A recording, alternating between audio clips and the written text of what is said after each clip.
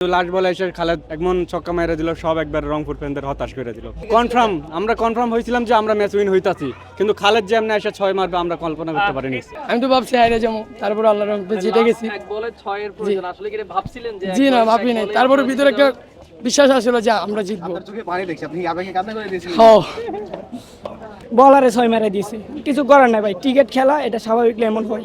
এটা আমরা ভাগ্যের কাছে হেরে যাই। কারণ দেখেন আপনি সবসময় রংপুর একটা অনেক ভালো একটা টিম, কিন্তু ওরা সবসময় কোয়ালিফায়ারে হারে। সামনের ম্যাচ এখন আর মাঠে এসে দেখা হবে না। যদি রংপুর টিম থাকতো তাহলে তো মাঠে এসে দেখতাম। এখন বাসায় বসে মনে চলে দেখবো অনলাইনে। অত্যন্ত ভালো খেলছে রংপুর, অত্যন্ত ভালো দল করছে, এটা খেলারই অংশ।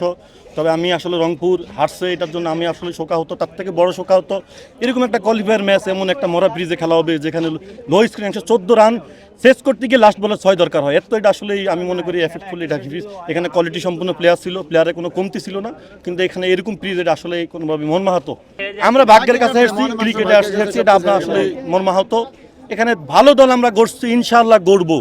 এই মিরপুর থেকে আমরা ট্রফি নিয়ে গেছি, ইনশাআল্লাহ আমরা আবার ট্রফি নিয়ে যাবো।